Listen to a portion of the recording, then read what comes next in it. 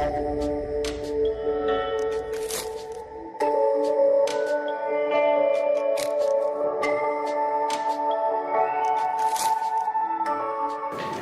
everybody. Our regular viewers are aware the Fitnesity continuously makes efforts to bring out interesting content in the area of health and fitness. Today is also one such event where we are going to make efforts to generate awareness in the area of health and fitness. The occasion is Doctor's Day. There was legendary physician and second Chief Minister of West Bengal, Dr. Bidhan Chandra Roy.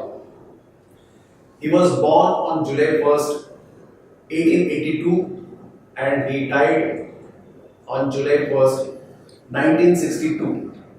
So, Doctor's Day in India is celebrated on July 1st every year. Doctor's Day is celebrated all over the world in different countries on different days, such as United States of America, Brazil, Cuba, Iran, Vietnam, so on and so forth. The idea behind Doctor's Day is to recognize the contribution of physicians to individuals and communities. We are going to use this day to generate awareness for public at large. So today we have three experts on our panel, starting with Dr. Nutan Desai, clinical gastroenterologist practicing in Mumbai for last 20 years. I am Dr. Sharat Kolke. I am a consultant physician and diabetologist practicing for the last 25 years in Mumbai. Dr. Anjali Talwalkar, practicing gynecologist and since last 20 years in Mumbai, founder of this Colpovision India, which is preventing cancers in all women. So as Dr. Anjali Talwalkar said, this program is happening in association with Colpovision India and in their studio. There are 2-3 points I need to clarify right in the beginning. There is a term called hypochondria, which is basically about abnormal chronic anxiety about one's health. Today, with the advent of internet, the new term has been coined called cyberchondria. A person who compulsively searches the internet for information about particular real or imagined symptoms or illness. Before we move forward, I need to share some important statistics.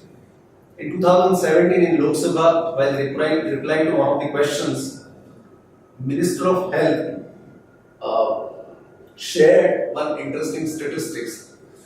Per 1,000 availability of doctor in India, the number is 0.62. It's not even one full doctor available per 1,000. Some of the developed countries, statistics goes like this: Germany 4.125, Austria 3.374, France 3.227, Russia 3.306, USA 2.554, and our next door neighbor Pakistan is doing better than India, 0.806. So whatever doctors are available, going by the statistics, the concentration is more in urban area. So as we move towards semi-urban and rural area, availability doctor also comes down. So today's topic, dangers of using internet for self-diagnosis and self-medication, has to be seen on this background, right?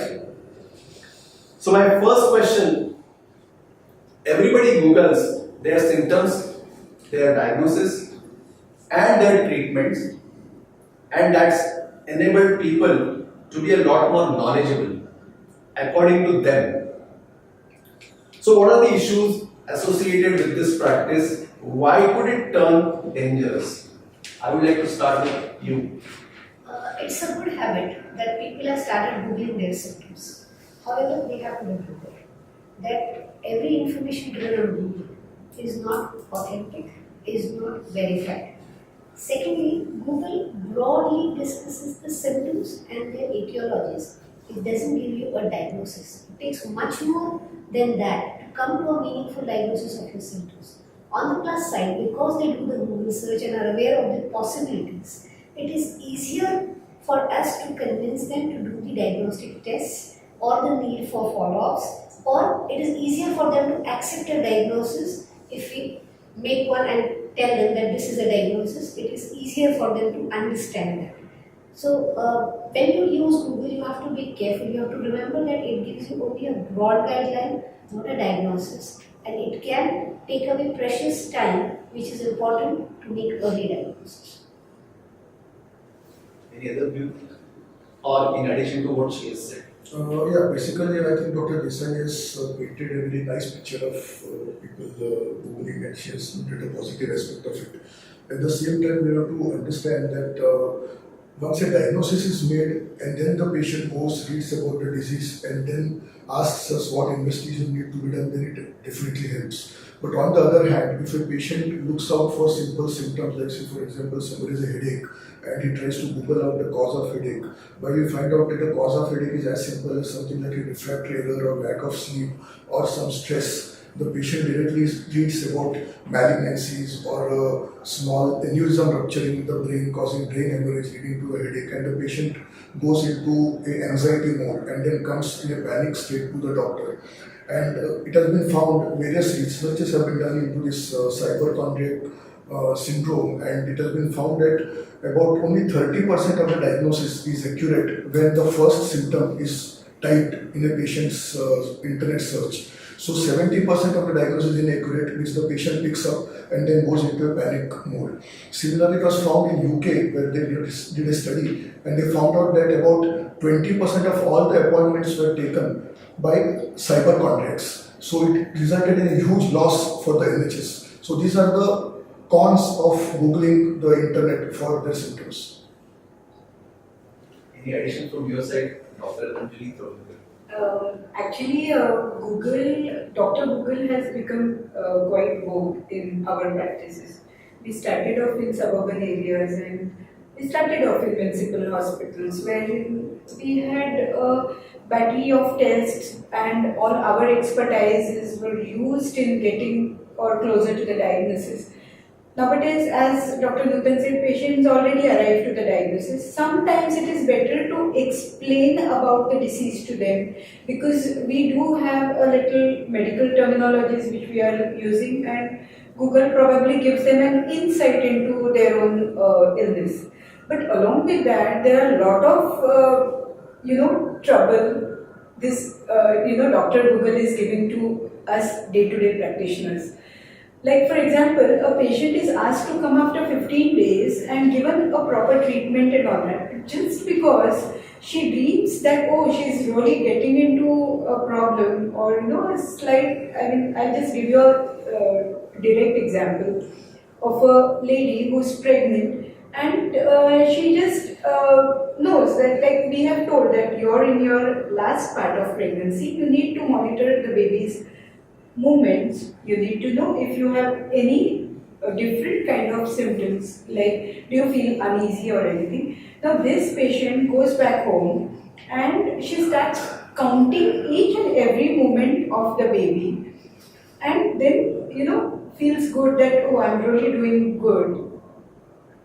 For a week she does that, but then next week Dr. Google has already, suggested something else, that you wait only for these kind of symptoms, and then she stops counting kicks.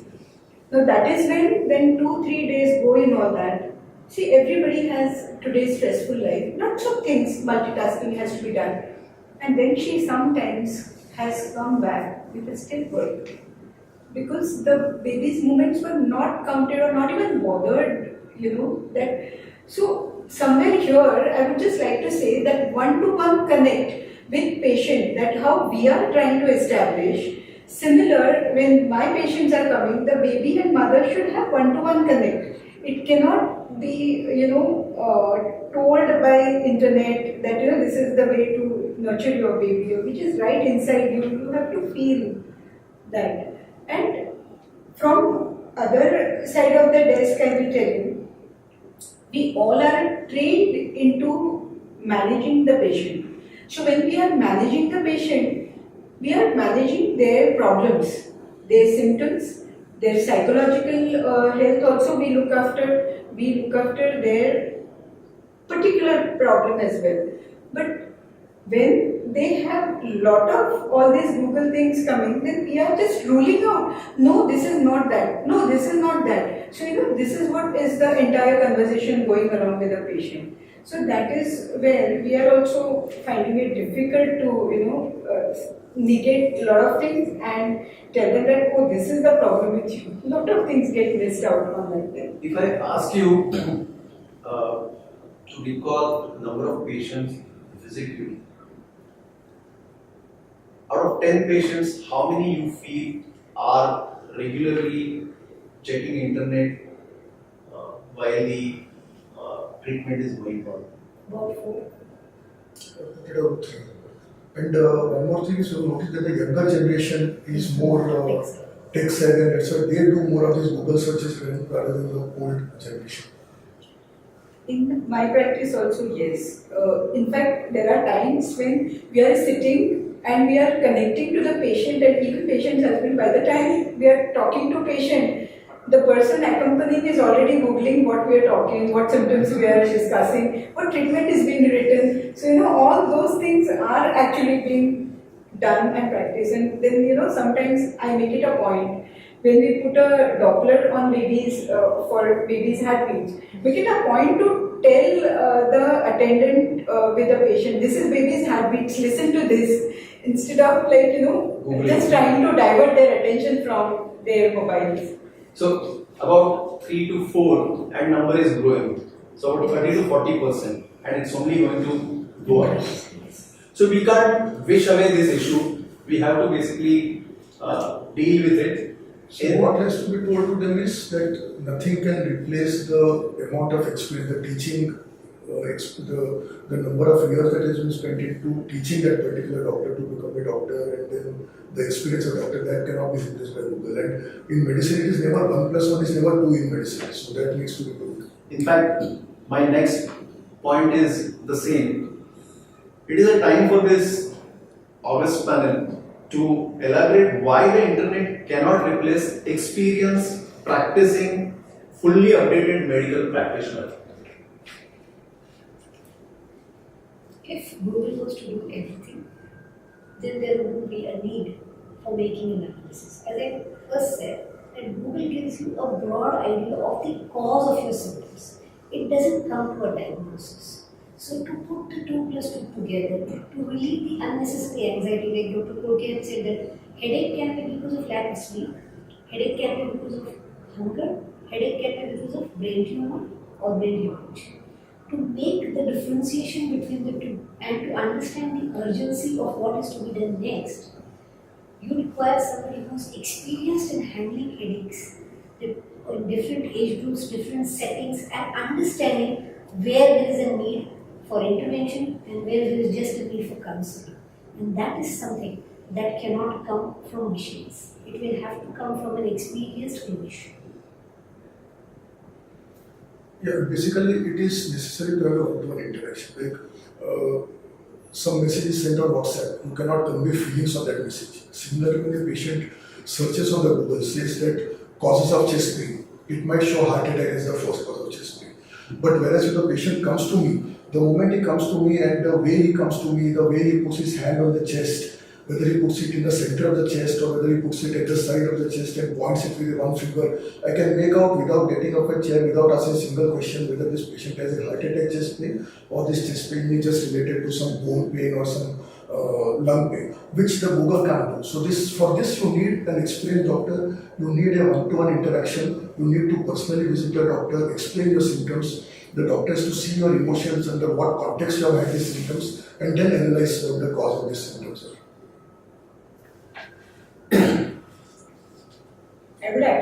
say the same thing, that one-to-one interact, and this interact is the, I will say the golden path, and that is how we doctors are, the best counselors also. There is, some instances, though, see patients, I'll tell you, I see even Sharat and I think all of us, we see one patient throughout, a longer duration. At least I see them for say 10 months, right from maybe preconception, conception to delivery. So when they are going through all that, they also develop rapport with us. So that rapport is what is mandatory and important, because sometimes when untoward things happen, that time this rapport matters. Now what happens is, like, I know Dr. Kolke always keeps his phone on silent mode when he's checking his patients or when he's talking to his patients. Similarly, when we are operating, we don't really have gadgets next to us. But what we are using is totally our expertise and our experience of how to interact with patients. There are many times now, a lot of new gadgets are coming, new apps are coming. People are trying to insert a tab in our hands by telling us, they're giving us the analysis. You just have to push the button on certain things, like on the symptom, this and that.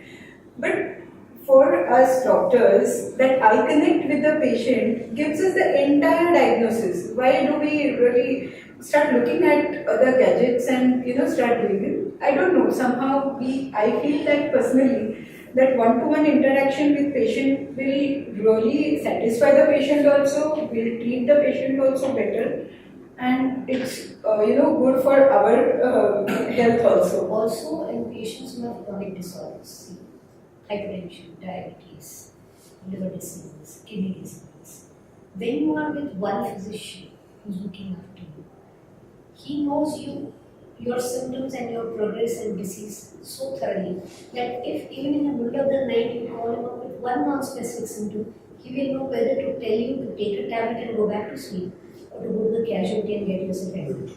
So that is the difference which comes in. Like if I have somebody who's a cirrhotic who's been with me for 5 years and he calls me up in the middle of the night and tells me I just am feeling very uneasy and nauseated and I've taken a dog star, I'm not getting relief. I know what he's heading into, and I can then tell him that please go to the nearest hospital, go to the casualty, let the casualty doctor call you.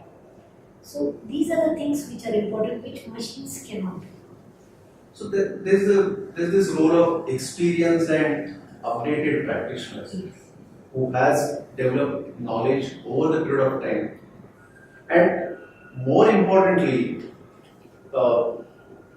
when somebody checks on the internet and tries to check the symptoms, what one gets is basically a mere correlation.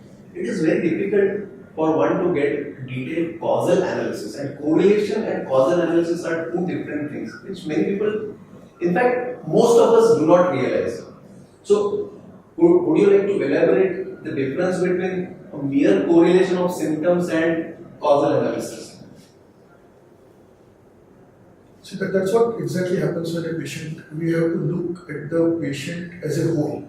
So there is no substitute for symptom. There is no substitute for personal one-to-one. So no matter however optimized the search engines are, no matter what artificial intelligence come, I don't think a doctor can ever be replaced. The years of experience and the years of study that has gone into making a doctor can never be replaced.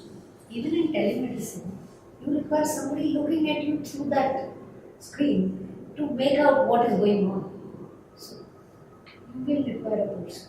So whether in person, in your clinic, or through long distance communication, there is no substitute for seeing actually patient, and what you get to know when you actually see the patient, as he said some time back, where patient is actually, whether he or she is pointing finger, pain, and looking at face and certain other, it could be out of mere stress, and person may go into some other tangent looking at symptoms.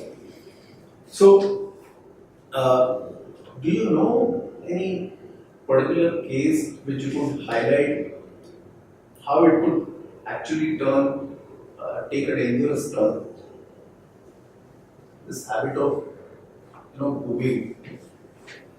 I can't comment on a dangerous term, but then we have patients. In fact, I can recollect one patient in the recent couple of weeks who had come with a little bit of increased frequency of motions in the morning. And then after doing some basic tests and all, I came to a conclusion just anxiety and nothing much of some indigestion. I was trying to convince him that it's just change of food habits, change your eating habits and all those things. He said, can it be ulcerative colitis, doctor? I said, did you Google? He said, yeah, I went on the net and I Googled. Then I had to spend 10 minutes explaining why it's not ulcerative colitis. So many times it eats into a lot of our consulting time. If they just believe what I tell him and he goes away, then I have to go into a negative mode trying to convince him why it is not ulcerative colitis, why it is not Crohn's disease, why it is not some malignancy, and then tell him what it is actually. So that. On the other hand, I can tell you some good things also. I have in fact a patient of some rare disorder which we diagnosed and then I could not find an experienced doctor to treat that because it's not found very common in India. This person was very tech savvy. So he himself googled everything. He found who was one of the most competent doctors in USA, and then he communicated with that doctor and then he sent her link to me. But then this patient was quite intelligent, very well informed, and he didn't do anything himself. He used to tell his symptoms to me. I used to communicate with that doctor. She used to tell me what to do to him, and then I used to. So that is an advantage of the net. So that way it has got its positive things also. So again, there is no substitute for personal contact. Yeah, but finally there had to be somebody, some intermediate. Yeah. So would you like to add anything, Dr. Anjali? Yes. Now symptoms, as I was telling you, the symptoms which are there on Google, they are they are subjective to a particular person and it's like subjective to their experiences. So though those symptoms are studied or like person who kind of, I'll just tell you, gets pregnant, expect her definitely to have those at least 10 ailments which actually otherwise she wouldn't have had. So then if sometimes it happens to be like this, are you sure, no doctor, I'm pregnant? So I said, okay, your pregnancy test has come positive. Then they'll say, but why don't you do a blood test? You're supposed to do HCG blood test. So they will put those things in my mouth. Then I have to tell her, okay, first it comes into your blood, the HCG. Then it will come into your urine. Your urine test has come positive.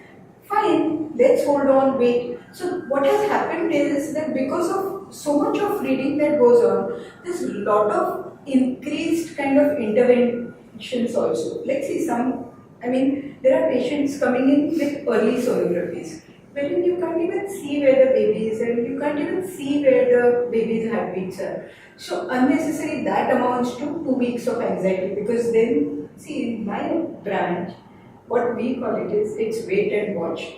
You know exactly when what is going to happen. It's going to be a long process.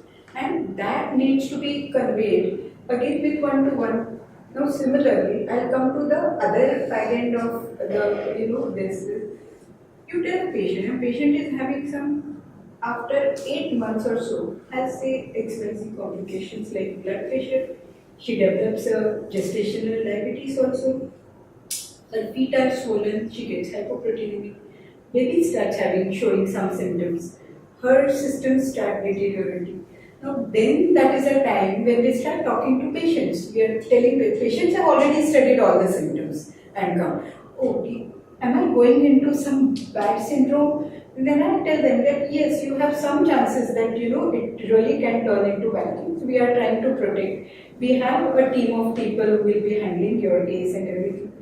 At the end of the time, the husband or the attendant who's listening to all our conversations very in a concentrated manner will ask, अच्छा ये सब तो आपने बताया, वो हमको सब समझ में आया, लेकिन कुछ डरने की बात तो नहीं है ना? So that kind of ignorance also sometimes gets on to it really brings a lot of issues for us also, because we are dealing sometimes with really morbid conditions, and that is where we expect them to have a little better level of knowledge. But the knowledge that comes from the other doctors is much more, I feel, is better than knowledge that is coming from just by reading Google. You mentioned about knowledge. Let me cite one experiment carried in the US sometime in 90s, and I read that paper in detail. In crux, I will tell you, they conducted experiment with patients who had to stay in hospital for some or other medical conditions for more than 7 days. Doctors explain all the details of symptoms, issues, causal analysis, what treatment has been carried out, post your exit from the hospital, what precautions do you need to take, what are the medications that have been prescribed, how you need to take it, and follow-up treatment. They explain these things to patients and patients' immediate relation 4 times. They found at the end, the retention was little less than 50%. Now, this is the case in developed country where literacy is quite high, level of awareness, education is quite high compared to us.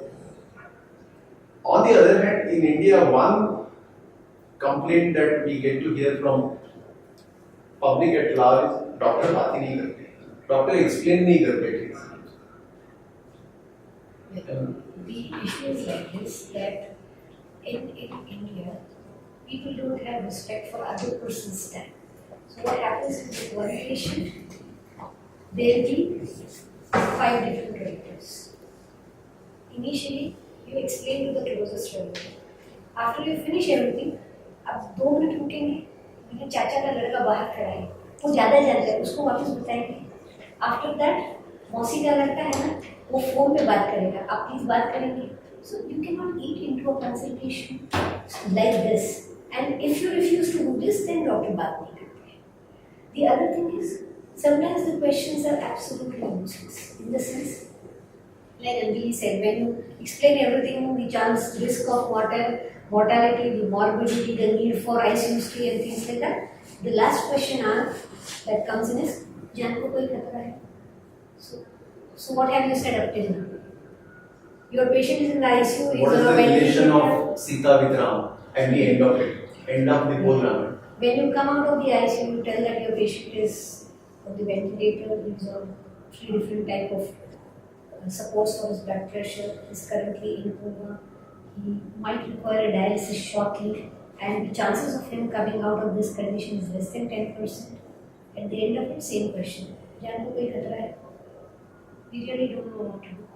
So that is because you said they retain only 50%. Here they retain only like 10% actually consultancy, so that 10% is magnified and they focus. They are being optimistic basically. So that's what happens. And secondly, you are talking about lack of time which doctors give to patients, which you yourself admitted, reportedly said by minister that the doctor-patient ratio here is 0.5 or 0.6% in 1,000. So when we have such less number of doctors or such a large number of patients, if I sit and talk to a patient for say, for example, 15 minutes, then I have to see only 4 patients in 1 hour. That means in the next 10 hours, I will end up seeing only 40 patients, which is just impossible in a country or in a city like Mumbai. So the lack of time, the increased number of patients, like Madam said, the need for explain the same thing again and again to the patient's relatives. And every day, today I tell the kaka, tomorrow the mama will come, day after tomorrow the son will come and repeat the whole thing again and again, start from scratch. All these are practical problems which you face every day, which may look like I am whining, but in actual practice, this leads to then again miscommunication, which is one of the most leading causes of medical legal cases today. That miscommunication and the lack of understanding by the patients, relatives. What could be done about it? I mean, I'm just throwing alternate. Can we have paramedics who will basically explain these things to? We have tried that also. There are counselors in the hospital, but finding the satisfaction which a patient gets when the primary treating doctor talks to them cannot be derived from the paramedics who give them the same counseling. For example, the ICU, I go and take around once a day, she takes around once a day, she might be going taking the ICU or the hospital. There are intensivists, there are RMOs who talk to the patient 2 or 3 times a day. They explain the patient's condition, but at the end of the day, sometimes you get a call saying, "Abhi tak humko pata nahi kya chal raha hai patient ke sath." So then I have to go tell them everything. आपने जैसे बताया और किसी ने नहीं बताया. So I don't know whether it is they don't want to accept that somebody else apart from the treating doctor is telling them, or it is just that they want the doctor themselves to tell the whole story so that they understand better. So use of paramedics, use of counselors may help to some extent, but they again cannot replace what the treating doctor is going to tell the patients. So the solution would be just to empathize with the patient and try and give as much time to them. So what I do personally is when I see a patient for the first time, I tell them आपको जिसको जिसको बुलाने का सबको बुला लो, मैं यहाँ पे रुकता हूँ. तो I get a room full of 10 people. I tell them amongst you who is the most responsible. Tell me. I discuss with you from tomorrow. The other thing that we are doing now is we are documenting every discussion we have. So there is a form on which we write the date, the time, the relatives who were explained to, what was explained, the doctor signs, the relative signs. So the next time they say, हमको कोई बताया नहीं गया, we show them the people. We show. So we have interesting interruption by way of one more expert, Dr. Wani, who was busy in emergency surgery, and we thought probably we will miss him and his experience. But thanks to our stars, he managed to make it basically to the studio before we complete this program. So over to Dr. Wani for his introduction. Thank you. I am Dr. Jatin Wani. I am a practicing laparoscopic and general surgeon. Special thanks to all my friends and colleagues here for giving me an opportunity to speak in front of you. I hope I am able to share some of my experiences and share some knowledge and make you people a little better informed about the state of medical practice in this day and age. So, Dr. Wani, we are talking about dangers of using internet for self-diagnosis and self-medication. So, I would like to quickly repeat a couple of questions which your colleagues have already answered, and let's see if you have some interesting points to add. First and foremost is it's not something new, especially in city of Mumbai, where you come across patients who come prepared with internet searches. I believe that there are two sides of the coin. As much as we would like to say that the use of internet has not benefited the doctor so much because of the number of questions, it has simplified our task also. For example, I'll give you a simple example. There's a case which is known as I will not bore you with the details, but there's a case known as a pilonidal sinus. In the days gone by, I've been practicing for 30 years. For the last 20, for the initial 25 years, I used to spend half an hour drawing diagrams and trying to explain to the patient as to what is this actual surgery. Because in simple terms, you have to rotate the skin, which is known as a flap surgery. So you won't believe that just the other day, I had a patient of reasonable intellect and reasonable education background, and he came and asked me, "Hey, doctor, I need to get operated for this." So I said, "Yes, you're right. I'll be doing," and I tried to explain to him in my simple language regarding the skin being turned. "Aren't you talking?" He answered me, he told me that, "Aren't you talking of a rotation flap?" I was stunned. To be very honest with you, I was stunned, and I said, "Yes, this is a procedure. I'm glad that you know of it." "Yeah, doctor, it's known as," he said, "it's Limburg's rotation flap," which made me so comfortable saying that this person already has a fair idea. So I'm talking of the good side, that I had to spend only 2 more minutes explaining the anesthesia and the number of days that he will be in the hospital. Rest, everything was done for me by Miss Google or Mr. Google or whoever.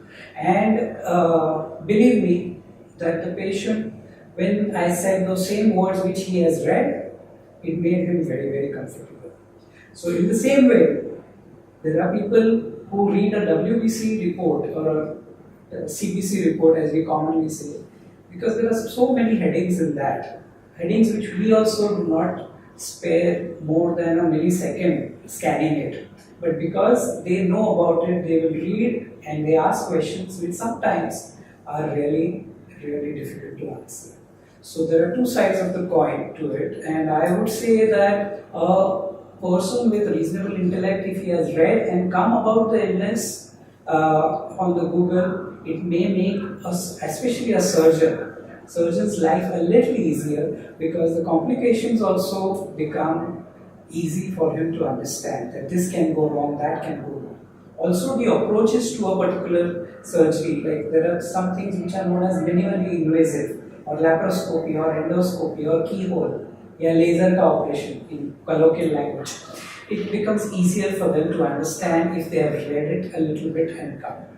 In the days gone by, when we had to inform them about every port, every hole that you are making on his tummy to remove the pathology, those things have simplified for us. So I am giving you the benefits. Of course, I am sure my colleagues have told you the pitfalls of but the positive aspects are also there. So I would not condemn it totally. However, in the same breath, when somebody is over ambitious or over enthusiastic in trying to diagnose his own condition, then it can become a little tough. It could lead to stress, anxiety, and a whole lot of other fallouts. Absolutely.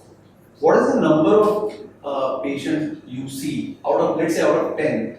How many come prepared, well read, according to you? I would say about still, I am practicing in an area which has two components. An area which is more or less of a very low socio-economic status, and an area which is super educated. So in the super educated, 9 out of 10 know what I am talking about.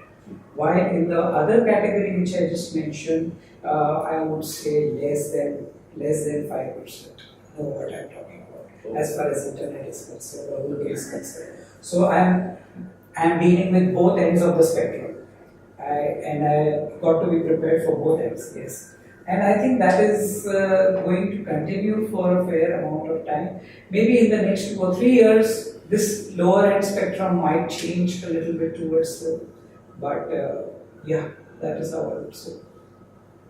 Because it's not only about access to internet. Not everybody is aware what to search and how to search. That also matters. I think Google has simplified that fairly well. You just put, I'll give you something like appendicitis. You just put appendicitis and you can spend 5 hours on the internet looking on appendicitis and all the possibilities which can happen and all the methods of treatment, everything. I have had people telling me, "Hey doctor, do you want to try that conservative treatment which is also there?" You know, so they are educated, and it is a good thing that they are not completely trusting you blindly now, which used to happen 10 years back or 15 years back. There was a blind trust that whatever he says is gospel truth and nothing else. Now that phase is changing because of this internet and Here I would like to add one interesting characteristic of this panel members. All of them have seen pre-internet era and post-internet era. Oh yes, yes. And that's very important, in today's time. Because those who were born post 85 or 90, they have seen things only one way. And they are not even aware how people were living their life when there were no landlines also. Forget cell phone. Right.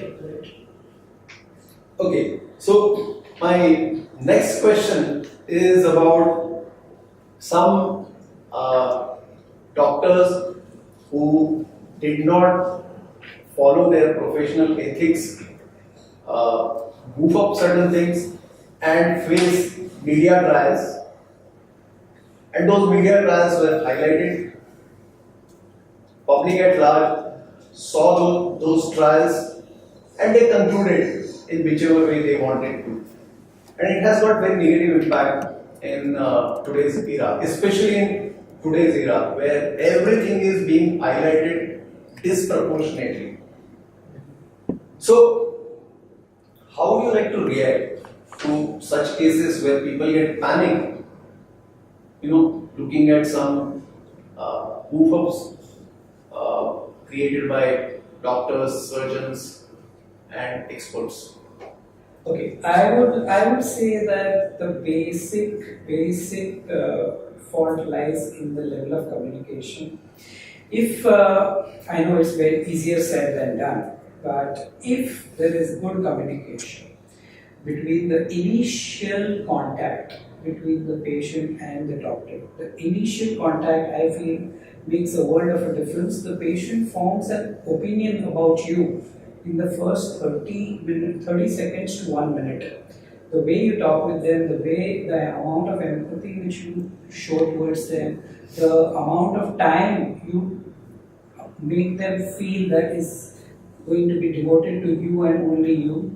This factor I think is gaining more and more predominance and prominence over everything else, because the patient feels that the doctor is interested in making money, he has no time for me, he is not going to be spending more than a few minutes, and he is interested in something somewhere else. That is the basic thing. And this feedback I have received from a lot of my patients, that doctor, we feel comfortable when we are talking to you because we feel you are going to give us time.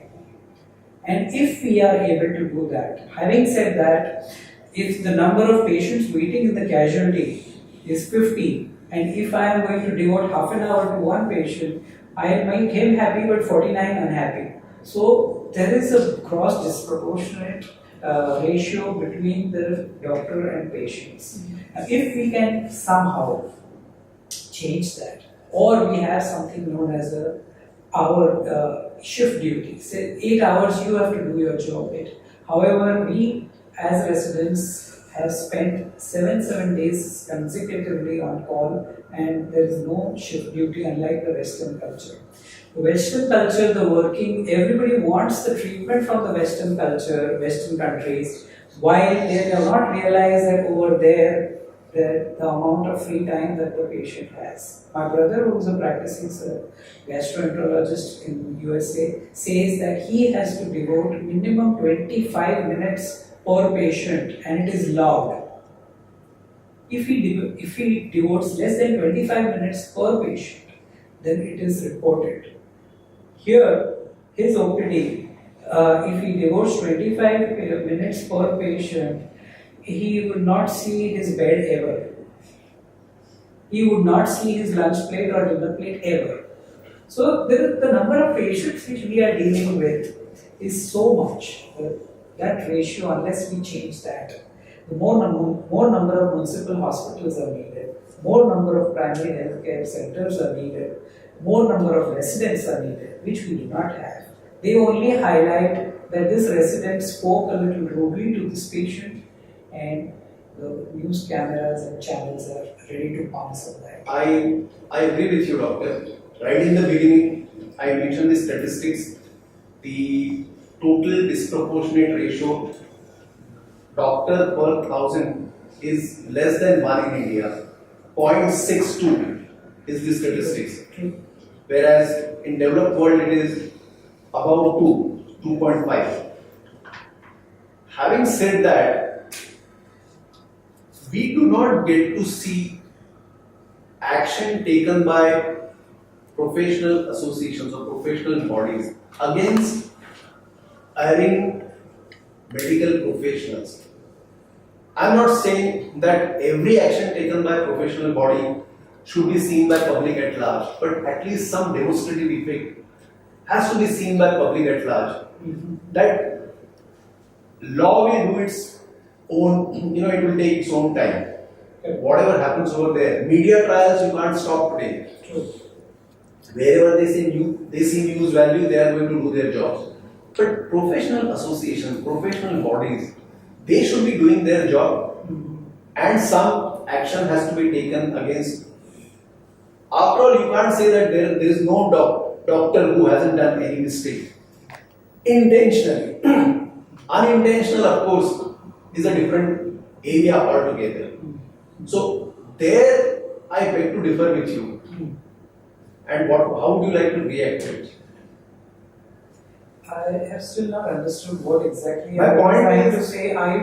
Let me try and interpret what you are saying. Is that the Association of Medical Consultants or the MCI or whoever should publicly write in the newspaper that this particular person was found neglecting his duty and hence we have debarred him for 3 years and make the people happy. Are you trying to say that? No. Then what exactly do you want? When something is highlighted in media, Right. you say it's an issue of communication. Yes. So somebody has to make appropriate communication. Now when that particular doctor is facing a trial, probably nobody wants to believe his or her word. So association has to basically come in play and communicate what is the right scenario, and if it is a basically compromise with ethics, then what action has been. I also We rarely get to know such cases in India. Mhm. See, already the doctor has already been crucified. No matter whether he was right or not, whether it was an intentional error or an unintentional. First of all, whether there was an error or not. Okay, I also would like to differ on that. That no doctor there is no doctor who does not intentionally commit errors. That is not true. I don't think that anybody would risk his or her 20 years, 30 years of practice, which he has, sweated his life for, will just for the sake of a small amount of monetary gain or whichever they would compromise that, is it? So, unintentional, yes. Times where things are beyond his or her control, those events could have happened in any doctor. But intentionally making an error, I would not agree with that statement of yours. Okay. And Fair enough. and I don't think anybody in his right senses would want to do that also. So the question of Association of Medical Consultants or any other body trying to crucify that person who is already under trial by the media, I don't think is right. Yes, they could send a letter or notice to the person that this has been, kindly explain they your would probably stance. come in the media and say that whatever is happening is not correct. They could come out in the defense of that person, because one thing is there, whatever said and done, the media will only highlight one aspect of the case, the patient's aspect. The doctor's aspect is hardly ever given attention to, or the doctor's point of view is hardly ever given attention to. I think more than defense, the fact somebody They has can to come come out out. with neutral facts. Yeah, because that is what is expected out of association. See, usually what happens is once there is a case filed against a doctor, and whatever happens, this mob assault and all are as part of the movement, and which is just, we really don't know whether the doctor was at fault. Like you said, nobody does it intentionally, just out of sheer pressure or tiredness or whatever. That's a different issue altogether, this mob assault and what we are seeing nowadays. But if there is some case of negligence or some case of where a case has been filed, a medical case has been filed and the case is tried in the court, and then the case goes against the doctor, then obviously there are steps taken by the medical council when the court says that, which I have read so many times in the newspaper. Obviously it doesn't come on the front page, but then there are so many columns which are devoted where they say the doctor was paralyzed so and all, which comes regularly. So The defense probably is not possible once the matter is sub judice, because Okay, once so- it is sub judice, you can't comment on it. Agreed. So the next point is basically how should practitioner doctor deal with literate and knowledgeable patient who comes equipped with internet searches? I think it's a very simple thing. If whatever the question the patient asks, you know your topic much better than what he knows. So you can rest his anxieties. You can explain to him what is the correct path, give your diagnosis, and guide him through the treatment. I don't find internet as a problem unless it is somebody who's trying to just show off his knowledge and ask some very really crazy questions. Otherwise, it's a boom because then it becomes much easier for them to accept the diagnosis, the investigations which we have requested, and the treatment, everything.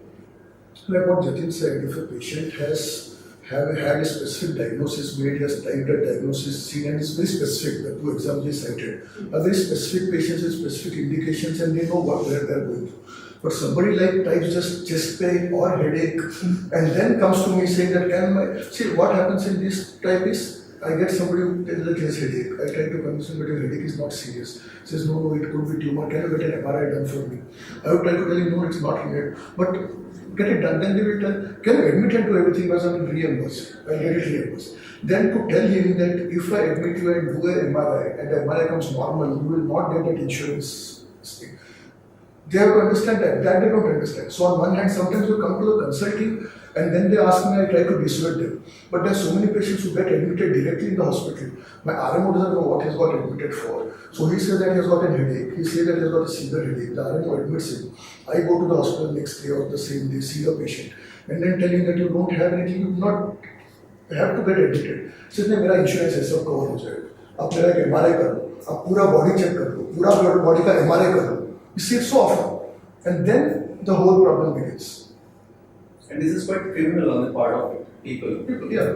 Because as it is, their per patient bed available in India, even in developed cities like Mumbai and Delhi, is very, very less. So just because you are privileged and somebody is going to reimburse, whether your office, your insurance company, and you go and basically burden yourself over That happens very often. That doesn't happen with surgeons because they know that surgery है तो ये but with physicians where you can get the wide spectrum of patients from this thing, it happens very often. Then you have to convince them that you don't need admission, you pay whatever one day, you go home and you. That is the side effect of Dr. Google because. So people, please don't do it. This is really bad on your part. Just because you are going to get reimbursed, don't do these kind of practices. Too bad. Now, next question is, do medical councils or associations, practitioners associations have any role in this area to play? Especially, making people aware or spreading right kind of information in this area. Yeah, with the reach that medical councils and associations have, and with whatever facilities they have at their disposal, they can have various public awareness programs, like the one which we are having right now. Similar programs to be held on similar lines, where they can approach societies, approach other non-medical associations, and have talks such as this, and advise the patient regarding the pitfalls of advantages and disadvantages of searching online, or the awareness about what people have against doctors, pros and cons. So they definitely have a good. I think we should involve more and more of the NGOs, the Rotaries and the Lions Clubs and all those things, and in their lectures and in their sessions have a small 10-minute some prominent doctor who is a part of that Rotary Club or that Lions Club just speak, and not an open debate, but just say what we are just trying to explain here, that these are the points which the common man, and that kind of crowd where you get a good audience and an attentive audience, because in the newspaper or any editorials you put this, nobody is going to read it. One example of Even they are not going to put it because they don't find any news value. It's not interesting. It's not one interesting. example of how NGOs and doctors associations can come together for prevention awareness will be hepatitis B and HIV. Where now everybody knows what it is, how it is spread, they are aware of the vaccinations available. So that has happened not only from the government, it has happened from professional bodies, NGOs, Rotaries, everybody coming together and talking, holding programs, holding skits and things like that. I agree with you, but those are not the only diseases, I mean high risk diseases. Come monsoon and we see patients dying of malaria, dengue and whatnot. Even in city like Mumbai, right? So it has to be done on the larger scale. And I agree with what Dr. Wani said. TV channels, newspapers do not find any news value in such things. So they are not going to conduct panel discussions. They are not going to have doctors and carry this kind of programs. We at Fitnesity would love to do it. Doctors who want to speak, do approach us. We will take your point to public at large. It's nice of you. And we would like to carry this kind of awareness programs. I'll give a simple example. About a year back, I had we get these calls from reporters, आपके area में after fever, is there an epidemic of gastroenteritis? Is there an epidemic of dengue? कितने लोग मर गए? They want bites, and they want interesting bites. So I got a call from some reporter a year back. It was post-monsoon. We heard there's a lot of gastroenteritis in your area, and people who are dying of gastroenteritis. Have you seen any case of gastroenteritis? They said, no, I have not seen any case of gastroenteritis. I must have seen one or two, which is the usual average. And there is, the sure there's no other case like this. I said, no. She said, okay, doctor, thank you very much. She kept the phone. So if I said that I have been seeing 10 to 12 daily and there have been one death, she would have published in the next day newspaper. Right. She will not say that in spite of being monsoon and in spite of being a very prone area, there was no case of gastroenteritis in Kurla, because that will not give her any TRTs. So that is what it's all about. And even if you hold panels on TV, while surfing you see a doctor panels which would let's go to sports, let's go to movies. So it's not interesting. Unless you have an audience which will be, fixed audience, like as I said in those rotaries and so where the people have to sit and listen, then only this knowledge is going to get imbibed into them, and then it will spread. Otherwise, it's very difficult. There is one more thing which I would like to highlight, that when you spoke about awareness, I feel like two aspects of it. One is awareness about disease and its prevention, and in today's context, awareness about what doctors are doing to the patients. And the growing misconception that a doctor is out there only to make money, only to fleece patients, and at any given point, if a doctor commits mistake, the thing is to assault that doctor. So these are the two areas of awareness where we have to take patients into confidence. For first, like Dr. Wani said, that NGOs and other associations, non-medical associations, we have to do with the help of medical associations. Second thing is we have to see where these things are happening, which pocket, which state of society, where this type of is happening. Go there, take the help of the local corporators, local MLAs, local politicians, the local influential people, and then with their help, the awareness needs to be created much more. Well said. I agree with you. Last question. What more could be done by practicing medical professionals to educate people with right kind of knowledge? Not just about dangers of searching internet, but overall preventive and reducing their anxiety and stress. So over the internet, there are lots of positive things also in the form of health, lifestyle, how you are leading your life, the advantages of yoga, the advantages of vegetarian diet, the advantages of simple walking. Lots of small clips in this day and age of WhatsApp also. Via the internet, WhatsApp, you get a lot of clips which are very, very, I would say, inspiring.